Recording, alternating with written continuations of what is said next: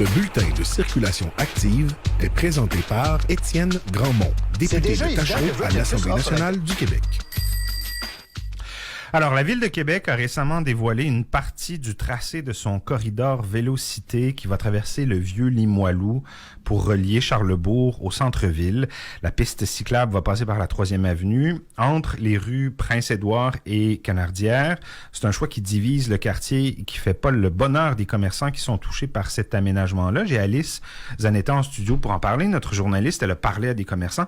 D'abord, là, un corridor Vélocité, parce que vous dites peut-être, il y a déjà une piste cyclable sur la 3e avenue, c'est vrai. On l'a pas mal tous déjà emprunté, c'est la 3e avenue dans le vieux Limoilou, elle est pittoresque, tout le monde passe par là en vélo un jour ou l'autre. Ce qu'ils veulent faire, c'est un corridor Vélocité. Hein? C'est autre chose. Le corridor Vélocité est à la piste cyclable, ce que l'autoroute 6 voies est à la simple route régionale. C'est-à-dire qu'ils ont en tête quelque chose de beaucoup plus confortable pour les cyclistes. Alice, tu pourrais déjà peut-être nous expliquer un peu ce que c'est le projet. Oui. Un corridor Vélocité, la ville essaye avec ça de faire un aménagement plus sécuritaire pour les cyclistes.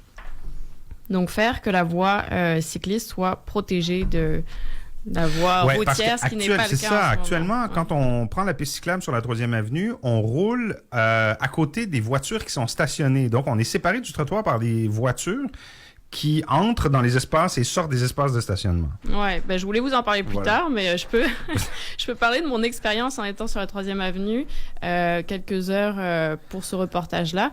Et c'est sûr qu'on peut voir qu'il y a des interactions pas vraiment sécuritaires. Donc, les voitures circulent dans leur voie, mais quand ils veulent se stationner, ils doivent, comme vous l'avez dit, passer par la piste cyclable. Ce qui, des fois, peut créer des interactions... dangereuses. Non sécuritaires, mais oui, dangereuses. Quand j'étais là, j'ai vu une voiture qui allait se stationner, pas de problème, mais elle a failli frapper un cycliste. Et puis, à ce moment-là, le cycliste était ébranlé, mais aussi le conducteur. Donc, la ville essaye de faire des pistes cyclables qui vont être séparées de la route. Il y a les portières aussi. Moi, j'étais sur la piste cyclable de la 3e avenue il y a 2 semaines, le soir, dans l'obscurité, donc à la noirceur. Puis j'ai failli me faire... Il y a un verbe pour ça, là. Emportiérer. Emportiérer, oui, j'ai failli me faire emportiérer. C'est ça. Un des objectifs de la ville aussi, elle le mentionne, c'est limiter l'emportirage. Donc, pour un peu de contexte sur la 3e avenue entre ces rues Prince-Édouard et Canardière, la ville a présenté la semaine dernière aux commerçants et aux citoyens 2 scénarios possibles qui devraient être en construction dès 2026. Donc la première option, c'est de garder 2 voies de circulation comme actuellement, ajouter des bandes cyclables protégées, surélevées, qui constituent en fait ce corridor Vélocité, et du stationnement que d'un côté de la rue, donc la voie routière, le stationnement, puis la piste cyclable. La deuxième option, c'est de faire un sens unique de cette partie de la 3e avenue et mettre du stationnement encore des 2 côtés de la rue, comme ça on garde un nombre de stationnements similaire à ce qu'il y a en ce moment, et enfin les 2 bandes cyclables sur les côtés.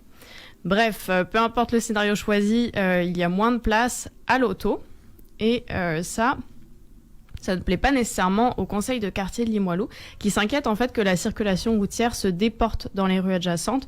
On cite par exemple la 2e et la 4e avenue, qui sont des artères à vocation plutôt résidentielle, c'est ce qu'ils disent. D'une même voix avec les commerçants aussi, ils dénoncent le fait que le corridor Vélocité n'est pas arrimé avec le projet de tramway. Mais bon, le projet de tramway... Il est incertain. Encore en suspens, on a différents tracés dépendant du constructeur. Donc j'ai pu parler avec plusieurs commerçants, comme on le disait la semaine dernière, on peut les écouter. Il y a Natacha Thériault, qui est propriétaire du restaurant Soupe et Compagnie, Félix Lemieux d'Allaire du restaurant Miyagi, et enfin Marc-Olivier Poulain, propriétaire du dépanneur épicerie Alimentation GD. J'ai des clients qui sont vraiment insultés, qui ne veulent plus rien savoir de Limoilou. S'ils font ça, pour eux autres, c'est comme la fin de en tout cas, pour moi, c'est la fin d'une clientèle que j'ai depuis 15 ans que j'ai établie. On n'a absolument rien contre les cyclistes, rien du tout. Mais je ne vous cacherai pas que selon les commerces qu'il y a ici, ça représente un très, très faible pourcentage. sais, le but, c'est pas que la 3e avenue devienne une autoroute, puis on veut nous-mêmes là, diminuer la vitesse de la circulation routière. On le veut aussi, là. Mais c'est pas mieux de faire une autoroute à vélo. Si on se fait pas consulter avant, que notre SDC se fasse pas consulter avant, qui est censé nous représenter, que tout le monde arrive dans un peu une confusion lors des rencontres puis des consultations avec la ville, puis qu'on se fait juste imposer des choses, ben c'est sûr que nous, on sent pas le respect en arrière de ça. Oui, parce que la Ville fait des consultations sur l'aspect de l'aménagement de la 3e avenue, mais les commerçants et la Société de développement commercial disent qu'ils ont été placés devant le fait accompli, en quelque sorte, pour ce qui est du tracé entre Prince-Édouard et Canardière. Effectivement. Puis ça crée de...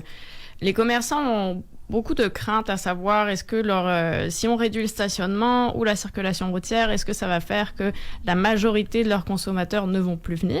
En tout cas, c'est ce qu'ils ont l'impression. Ils ont aussi peur que les livraisons deviennent plus compliquées et qu'ils ne puissent plus avoir de terrasse de rue parce que, par exemple, le restaurant Miyagi, en ce moment, a une terrasse et elle occupe 2 stationnements. Et ça, dans le futur aménagement, est-ce que ça va être encore possible? On se rappelle aussi que les commerçants sont éprouvés par les constructions. Depuis les 2 dernières années, il y a eu des travaux sur la partie de cette 3e avenue. Et la SDC 3e avenue signifie que leur chiffre d'affaires était affecté de 10 à 15% à cause de ces travaux-là. Là, il faut rappeler quand même que la ville a donné des fonds d'aide pour compenser, mais pour certains commerçants, ce n'est pas assez. On peut écouter le président de la SDC 3e avenue, Martin Claveau. J'ai des clients qui sont vraiment insultés, qui veulent plus rien savoir de Limoilou. S'ils font ça pour eux autres... La 3e avenue, c'est une avenue qui va bien pour la plupart des commerçants. Les gens sont relativement satisfaits. Elle se circule bien à pied, elle circule en voiture, en vélo. On a présentement un peu tout. Fait que, tu sais, on se dit, pourquoi prendre un risque pour peut-être que ça pourrait aller mieux, peut-être. Mais on n'en a pas la preuve présentement. On ne nous a pas amené aucun marchand qui considéraient que ça avait été une bonne chose pour eux. Là. Il n'y en avait pas là, avec les gens du corridor Vélocité. Fait que pour l'instant, on demande à être convaincu, ça c'est certain. Bon, Alice, que répond la Ville de Québec à ces manifestations d'insatisfaction-là? Donc la Ville affirme que selon les études qu'elle a menées, cette partie de la 3e avenue, donc entre Canardière et rue du Prince-Édouard, c'est le chemin le plus logique pour faire passer le corridor Vélocité, parce qu'on se rappelle que ce corridor-là fait partie d'un corridor plus vaste qui va relier Charlesbourg, le centre-ville. Elle explique qu'il y a déjà beaucoup de transports sur cette artère et qu'en ce moment, on en parlait, la piste cyclable qui est située entre la chaussée et les places de stationnement n'est pas sécuritaire. Ensuite, la ville insiste, elle est ouverte à un aménagement différent qui va laisser de l'espace aux terrasses, parce que là, j'en ai parlé à des élus qui ont dit non, on veut qu'il y ait des terrasses, c'est l'objectif de cet aménagement. Qui marche très fort l'été pour la 3e avenue dans ce secteur-là. Exactement, et ils veulent aussi laisser de l'espace au stationnement. La ville dit être à l'écoute des commerçants. Elle a d'ailleurs déjà repoussé sa construction qui devait avoir lieu en 2025 à 2026, après une consultation avec les commerçants lundi dernier. À ce sujet-là, on peut écouter le conseiller municipal du district de Saint-Roch-Saint-Sauveur et vice-président du comité exécutif Pierre-Luc Lachance, suivi de la chef de Transition Québec et conseillère municipale de Limoilou, Jackie Smith. On parle du tronçon, mais ce tronçon-là s'inscrit dans un grand projet d'un lien corridor Vélocité entre Charlesbourg et le centre-ville. Et c'est ça qu'il faut qu'on trouve, nous, comme un aménagement qui est conséquent et qui va faire que les cyclistes vont avoir le goût de le prendre, vont se sentir en sécurité de le prendre et que ça va profiter aux commerçants. C'est pas non plus une expérience de centre d'achat ni sur une rue commerciale. Fait que non, il n'y a pas 2000 stationnements autour d'un grand bâtiment qui fait qu'au final, les gens marchent l'équivalent de si c'était stationné à 3 rues de où est le commerce. Quand ils vont au centre commercial, il n'y a pas de problème à ce moment-là. En fait, la guerre au changement climatique, pas vrai. Puis, tu sais, on n'a pas de temps, on est pressé. Mais je comprends leur crainte parce que, pour moi aussi, ces commerçantes-là, même s'ils sont les destinations, ils sont aussi les commerçants du quartier, ils sont le vrai monde. C'est pas les gros compagnies, pas les grosses chaînes. On veut que les gens qui ont bâti la 3e avenue soient capables de rester sur la 3e avenue aussi. Donc, on entendait un peu plus tôt Martin Claveau, qui est le président de la SDC 3e Avenue, qui disait « On nous a amené aucun marchand qui peut dire que le corridor Vélocité, ça fonctionne. » Parce qu'en fait, on peut se rappeler que sur le chemin Sainte-Foy aussi, où il y a eu un corridor qui a été installé, les commerçants ont eu la même crainte. Selon Pierre-Luc Lachance, il y a une étude Moneris qui a été menée et qui est préliminaire pour le moment et qui indique que les commerçants du chemin Sainte-Foy n'ont pas subi de pertes sur leurs revenus depuis l'implantation du corridor. Des données plus complètes vont être dévoilées bientôt. On peut aussi se comparer pour l'instant à Montréal et son réseau Vélo Express. Par exemple, sur Saint-Denis, les commerçants étaient absolument contre. En plus, ils avaient aussi vécu plusieurs chantiers sur la rue. Et maintenant, il y a un nombre de records de commerce qui s'est installé à cet endroit. Alors, il y avait une consultation citoyenne jeudi soir dernier, Alice, et tu étais là, tu as rencontré des citoyens. Qu'est-ce qu'ils t'ont dit? Avant de parler des citoyens en particulier, la Ville a mené un sondage avec presque 900 répondants qui résident dans la cité Limoilou. Parmi ces répondants, bon, il y a une majorité qui font du vélo l'été, seulement 7% l'hiver. Mais à la question quelle devrait être la priorité pour réaménager ces rues-là à l'étude, donc la 3e avenue entre Canardière et Prince-Édouard. Et pour eux, la priorité, c'est de rendre la piste cyclable sécuritaire. Ça, c'est 67% des répondants. Pendant la rencontre de jeudi, on discutait de l'aménagement et on sentait qu'il y avait du pour, du contre. Certains étaient en colère parce qu'ils avaient vu leur rue changer sur la 8e avenue, par exemple, qui est devenue à sens unique. On trouve plus de stationnement, donc on est tout de suite plus énervé de voir qu'est-ce qui va se passer aussi sur la 3e.